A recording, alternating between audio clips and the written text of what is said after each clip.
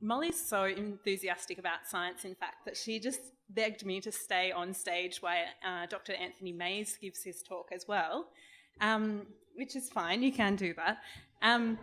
So Dr. Anthony Mays has had various careers over the years, from mind-numbing factory work at Sunicrust to the excitement of being a stuntman on TV and in movies. His most recent attempt at earning a crust, however, has been as a mathematical physicist at the University of Melbourne. Please make Anthony welcome. Thank you very much. Now, we don't want to. Well, she's still here, but we don't want to disturb your intellectual event. But we've been asked to do a little vaudeville, a little comic relief. So let's just go right into it, shall we? So, he's a priest. Priest. Welcome, my child. Come on in out of the terrible weather. Everyone is welcome at church. Now, what is your name? Higgs boson. What? You don't belong here. But without me, you can't have mass.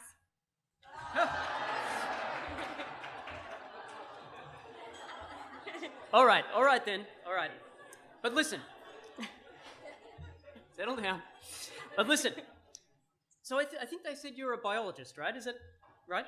Yes, I am. Okay, and these here, they're your epsilons, I believe? Yes, these are my children. Okay. They're twins, in fact. Oh, I see. And I assume you'll get them both baptized. Well, I was going to get one of them baptized and keep the other as a control. So you're a statistician, right? Probably. Do you know... No. Do you know statistics is very useful in biology? No. Tell me.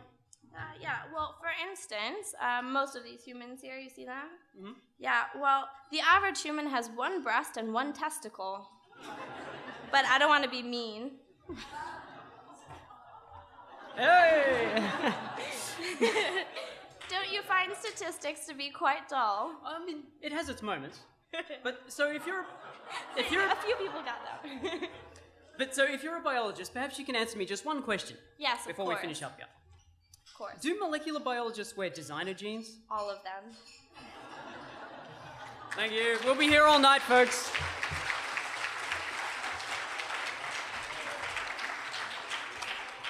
Okay, so sorry, I have to change out of my priest robes into my pretentious mathematical. Sure. Has anyone seen what was that film? A Series of Unfortunate Events? Some crazy stuff's gonna happen. Okay, so this is Science, a Love Story. So this is a story about two people, an uptown girl and a smooth-talking boy from the other side of the tracks. A scruffy nerf herder, you might say. Neither of them were great scientists, but as a team, they changed the world. This pair were more or less solely responsible for the modern scientific enterprise, and yet this man and woman were equals. And this is in a world where this really couldn't be taken for granted. So this is a story about science, and it's inextricably linked to the life stories of our heroes. But mostly, it's a love story, albeit with some very pre-modern or perhaps ultra-modern twists. So a lot of the information from this book comes, a lot of the information from this talk, I didn't plagiarize, sorry, is from a book by David Bodanis called Passionate Minds, and it's really an excellent introduction. Although, I mean, as with all history, there's some debate about the accuracy, but it makes for a good story, so the story begins, as you might expect, back in the good old days, before Facebook, FaceTime, facelifts, face plants, or face palms. It was a great time to be alive, if you were rich, and up until the age of about 37, about which time you'd be dead, and you wouldn't have owned a toothbrush. It was a really romantic time. Gabrielle Émilie Le Tonnelier de Breteuil was born in 1706 to a noble family. She showed early signs of brilliance, but girls were not typically educated at that time. Usually the best they were given was given by a convent school, and amounted to a mix of home economics and finishing school. But this wasn't for Emily. Her father, the Baron de Breteuil, he really encouraged her education. He hosted a weekly salon every week where intellectuals would gather to discuss what was topical. And he wanted to include his daughter in this world. He arranged for tutors throughout Emily's childhood. She learned Latin, Italian, Greek, German. She studied maths, science, music, and literature, and she also became a skilled horse rider and fencer. But this was still pre-revolutionary France. And at the age of 15, she was sent to live at the royal court in Versailles, where she might meet a suitable husband. But the first thing she did when she got there was figure out a gambling system to fleece all those useless nobles. She used the money to buy more books, much to her mother's chagrin. Eventually, she met an affable Frenchman. Well, of course he was a French. An affable soldier who was a marquis to boot. His name was Florent Claude, the Marquis du Châtelet, and he wasn't put off by her strong will or her mathematical sleight of hand. They got along well enough, and the marriage contracts were signed. Then at the age of 18, she was off to begin her married life in his home chateau in Semur, not far from Dijon. Now, Florent Claude, he was a good man. He was upright and he was honest. But he wasn't Emily's true love. Enter François-Marie Arouet. Is that any French speakers? No. He was a local commoner from Paris. He would later be known by the name Voltaire, who you may have heard of. Francois, or Voltaire, he'd always wanted to be a writer, but his father insisted on sending him to law school. And eventually, after falling out with his dad because of a scandalous affair with a Protestant girl in the Netherlands, he abandoned law altogether. Now, Voltaire had two dominant traits, and this was pretty much to define his entire life's course. The first was an inability to keep his mouth shut, and the second was shameless self-promotion. So as an example of this, he was in a Paris tavern, and he got chatting to another guy there, and the guy said something about these extremely seditious and obscene, yet hilarious poems that were doing the rounds, going viral, you might say. Were they the work of this young man right here? And Voltaire didn't answer at first, so the man assumed he was mistaken. Clearly this boy was too young to have written such clever rhymes. Well, monsieur, Voltaire replied. Okay, I'll translate liberally without the accent. Well, monsieur, of course I wrote those lines. I just wasn't sure if you could be trusted. But since you're obviously a man of taste and education, I'll admit to it. And the matter of my youth, well, that only proves my exceptional genius. Well, of course, Voltaire probably didn't write them. And the man, of course, was a police informer, and he was thrown into the Bastille. So during his 11 months in jail, he wrote the first of his many works that would eventually make him one of the most important people of the Enlightenment. In particular, he wrote a modern version of one of Sophocles' plays, Oedipus. A lot of social commentary and, generally causing some trouble. It was first performed not long after he was released, and it was a huge success. He'd finally arrived in proper Parisian society. He was seen at all the right parties with all the right people, and he even found himself dating Adrienne Lecouvreur. Get tongue around that French R. The most in vogue actress on the Paris scene. But Voltaire, being Voltaire, he couldn't keep his mouth shut, and it wasn't long before he was preparing for a duel. Much like a young Marty McFly was doing 150 years later in 1885. But unlike the unfortunate Monsieur Gallois, who we heard about read the next line, Nancy. Unlike Monsieur Gallois, who we heard about from the Laborastory last year, and the speaker was here, I saw him over there, the duel was called off before it got too late, and Voltaire was instead banished to England. And there he learned English, but more importantly, he learned about this guy, Isaac Newton, and now he was really onto something. So it may appear that Voltaire was somewhat lacking in focus. I mean, was he a playwright? Was he a poet, a political commentator, a scientist, or just some social butterfly? Well, keep in mind that at this time, there really wasn't any difference. So the word scientist wasn't even going to be coined for another 100 years after that. They were typically called natural philosophers. A renowned thinker at this time was as likely to be equal parts philosopher, theologian, mathematician, sociologist, political activist, artist, and financial wizard. And Voltaire really was the archetype. After a couple of years in England, things had calmed down enough for him to return, and so return he did. He needed money, so he teamed up with a mathematician called La Condamine to play the lottery, and they made a healthy fortune. Now this wheeling and dealing was pretty good, but Voltaire really wanted to investigate this Newton guy. He knew it was dynamite stuff that could really rock the establishment, but he couldn't understand it. If only there was someone in all of Paris who could help him really get a handle on this new physics. By this time, Emily, now Emily la Marquise du Châtelet, and Florent Claude had 2 kids. And so with her end of the marriage bargain fulfilled, she moved back to Paris in search of love and intellectual fulfillment. I mean, Florent Claude, he was happy enough with this arrangement. It gave him more time for his own affairs. It's not like he didn't like Emily, it's just that she was only his wife. It really does seem like the French nobles, their lives were a mix of, say, Blackadder and Melrose Place. The prevailing view on adultery was surprisingly modern, as long as the two partners were discreet and they sort of were from the right families, of course. Then there's no reason why they couldn't go on with their affair. Very much the free love philosophy, well, with a very conservative aristocrat flavour. Anyway, Emily tried a few romances. One was quite successful with the Duc de Richelieu, the most eligible bachelor in France. But the Duke and Emily fell out when it became apparent he couldn't offer any real intellectual satisfaction. She became lonely and bored. She'd spend all of her time with her old and new friends, but they still wanted to discuss the same old pointless and nasty gossip. What was it, new pointless and nasty gossip? She spiraled into depression and developed an eating disorder. And later she wrote, "If I were king, I would have women participate in all human rights, especially those of the mind.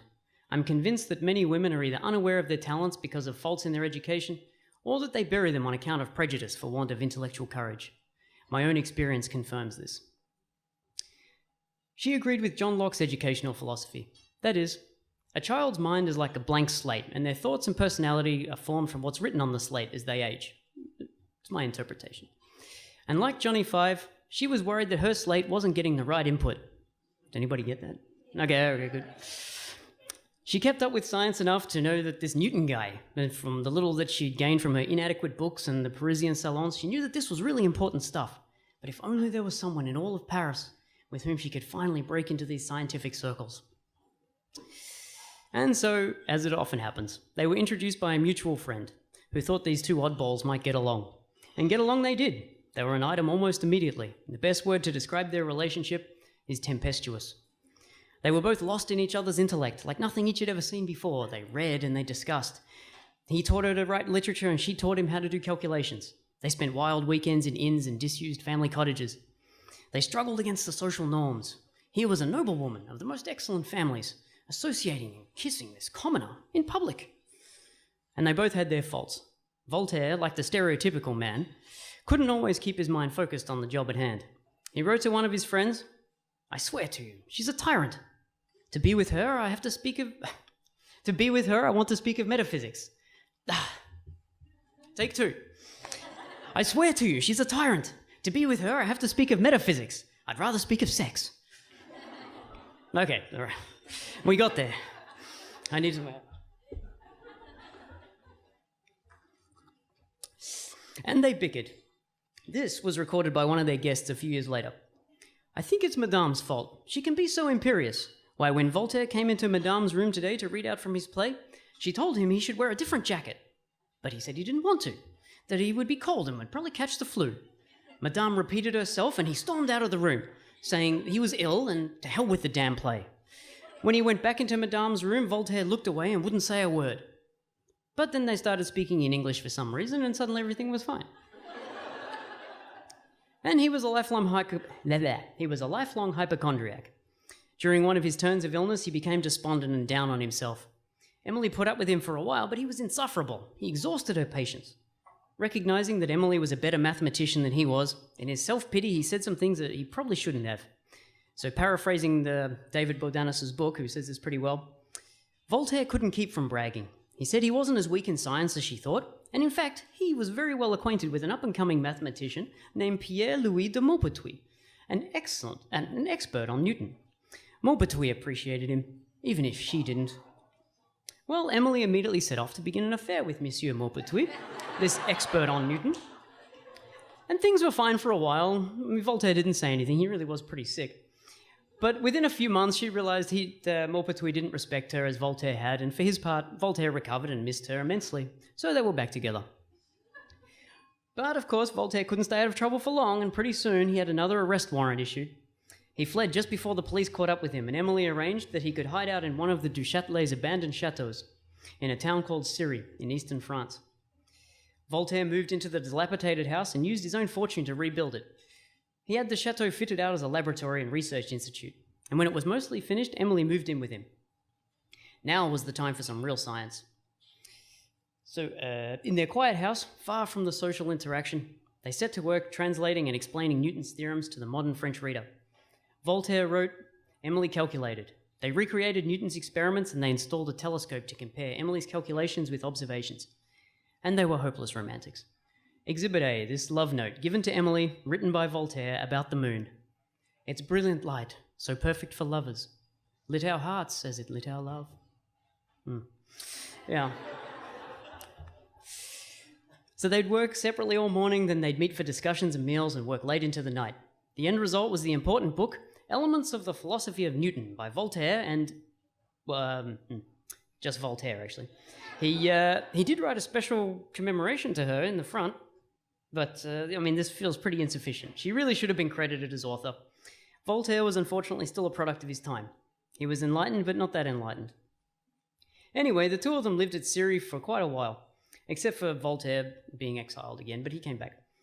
They corresponded with and were visited by many of Europe's leading scientists and intellectuals. Samuel Koenig, Bernard Fontenelle, one of the Bernoullis, Leonard Euler, Alex Clairaut, Jonathan Swift, Willem Schraveshander. I got some education on this from a Dutch friend.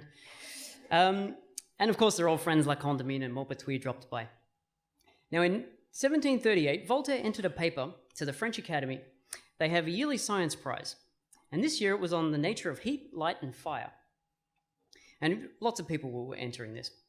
But where Voltaire was an experimentalist, so he conducted all sorts of experiments, he used all his instruments, all his money, Emily was a theoretician. She disagreed with his conclusions and decided to submit a paper on her own in secret, using some mathematical derivations on the nature of light. I haven't seen them.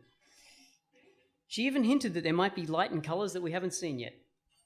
And the Academy accepted both their papers and awarded the prize to neither of them. But they both received an honourable mention.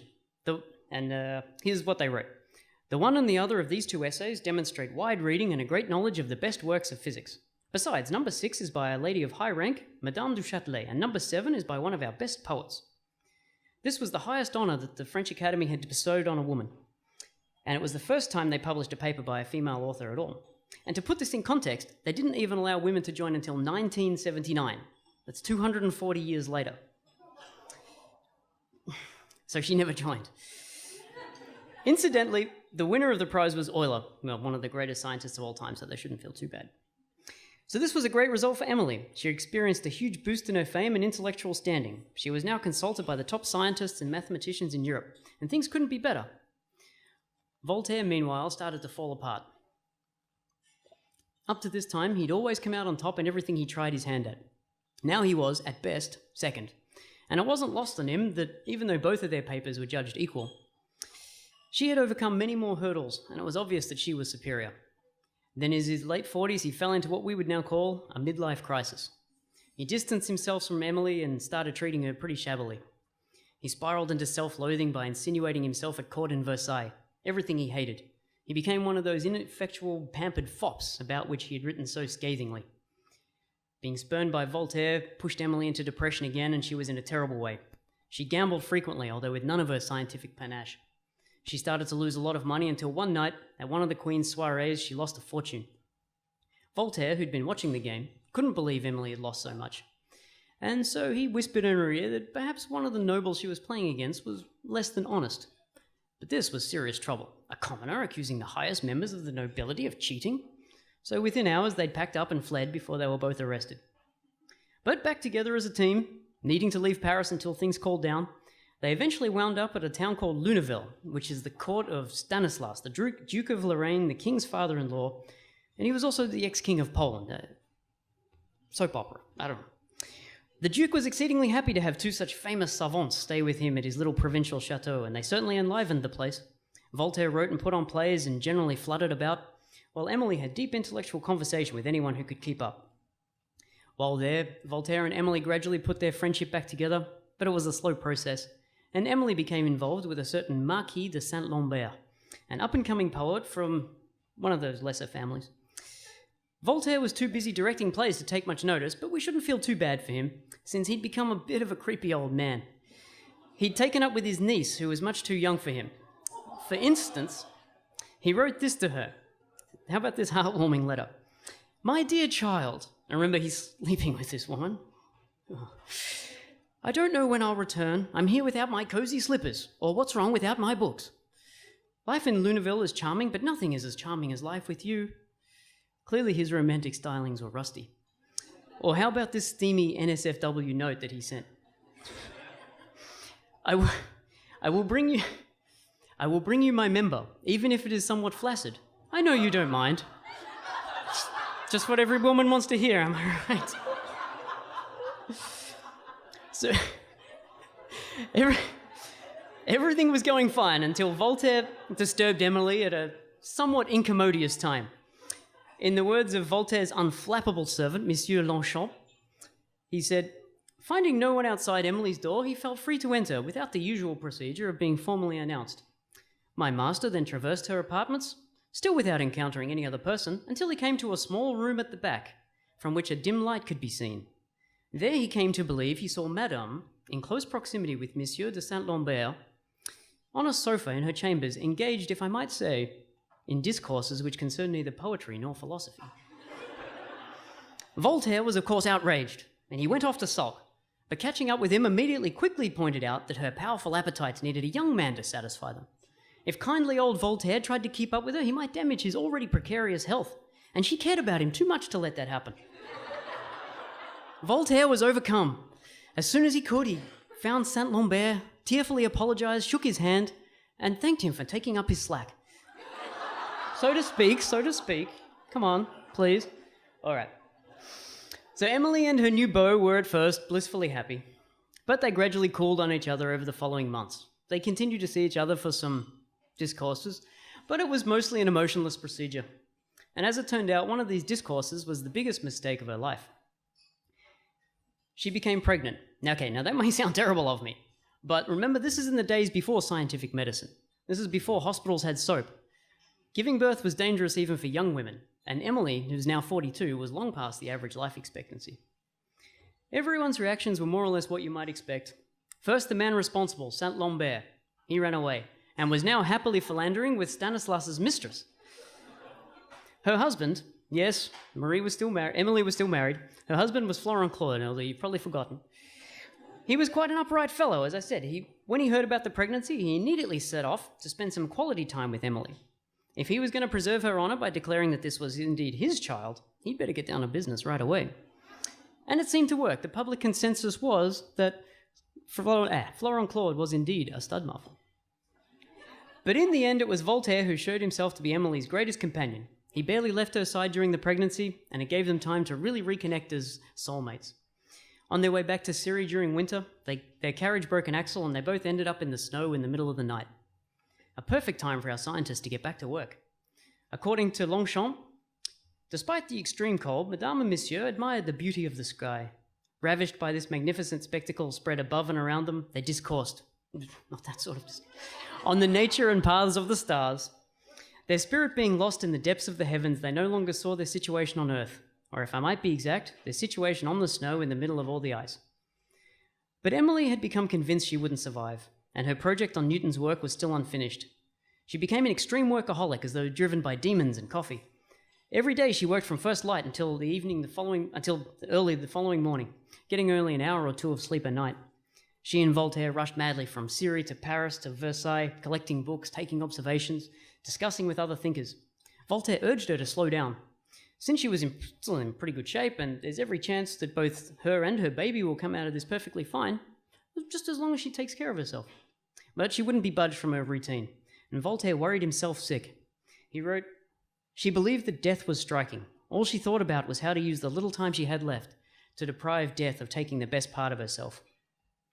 Eventually, a couple of months before her baby was due, they ended up back in the quiet of Luneville, where Stanislas, the kindly ex-king and now a duke, had fixed up a summer house for them.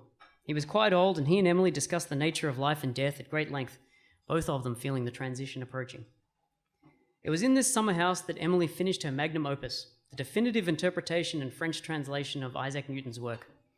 She sent off her manuscript a month before she gave birth, and then she spent her time with Voltaire or alone in the gardens at Luneville.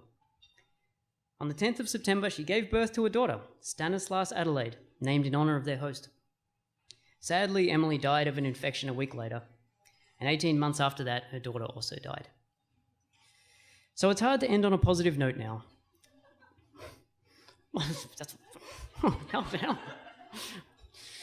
It's hard to... There. Now it's put me off. Her biggest personal scientific work was the interpretation and expansion of the work on Newton, which really was an amazing feat. Newton had written his theorems in a particularly obscure way. Oh, sorry, am I running over time? Well, I think I am. Whoops. He'd written them this way probably to bolster his own sense of superiority and to stick it to a world that had shunned him. A particularly keen intellect, coupled with some obsessive perseverance, was needed to draw aside Newton's spiteful curtains. And that's where Emily came in. I'm practicing my Voltaire, you see. For instance, her most enduring contribution was in the concept of energy conservation. Now, Newton had known that there were different types of energy, like heat and light and kinetic, things that move. And, oh, sorry, I expected the audience to choke up, but I didn't think I would. But it was really Emily who nailed down this idea, and that energy is never used up or created, it's just transformed from one form to the other. A direct line can be drawn from her work down through the names like Lagrange, Laplace, Kelvin, and Maxwell, to the crowning glory of this idea, which is Einstein's relativity. Even the Feynman diagrams that we heard about on this stage last month, and the results of the Large Hadron Collider rely on this most fundamental concept of energy conservation. And her translation of Newton's Principia is still the standard French version. But more important than these scientific insights was the effect that Emily and Voltaire's independent lab at Cirey had on the whole European scientific endeavour. It was one of the world's first real research institutes, and the model for all since. They had scientific visitors, they maintained a correspondence with the greatest names of the day. They showed that independent research can be done, away from the confines of the establishment that was stifling new ideas. And of course, we can't overlook that their achievements, being roughly equal, really showed that women could be the intellectual equals of men. Of course, the dissemination of this may still not be complete. For his part, Voltaire was devastated. Sure, he continued to write and went on to become one of the most important thinkers in history. He gave up science, but his political and social theories directly influenced the French revolutionaries and the US founding fathers. Oh, we've got an American here. So you say thanks to Voltaire. He moved out of Cirey permanently and ended up in a chateau in Ferney, just on the French side of the Swiss border near Geneva. The town's now called Ferney-Voltaire. You can get to his chateau on the bus F from Geneva. I had the chance to visit it one day, but I ended up spending too long in the town haggling over some chocolate fudge and the chateau closed. I think Voltaire would have been proud though. At any rate, despite all his wealth, he never fully recovered from the loss of his soulmate. He wrote, "I've lost half of myself, a soul for which mine was made." And in the words of Bourdain, his book I referred to before, his servant Longchamp would find Voltaire wandering in the apartments he'd shared with Emily, plaintively calling her name in the dark. And so I'll finish in Voltaire's own words, in a piece he called Ode. "I shall await you quietly, in my meridian in the field of Cirey, watching one star only, watching my Emily." Thank you.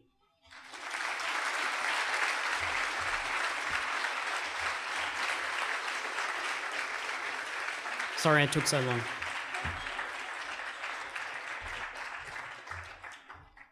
Thanks, Anthony. That was a really lovely story. Now, you might be wondering why we, Molly and Anthony did a little skit on stage. Well, Anthony is the first of two speakers who have a Bacon Erdish number. So Molly, who had the Erdish number of 2, now has the Erdish Bacon number. So we just witnessed that. Magic, wasn't it?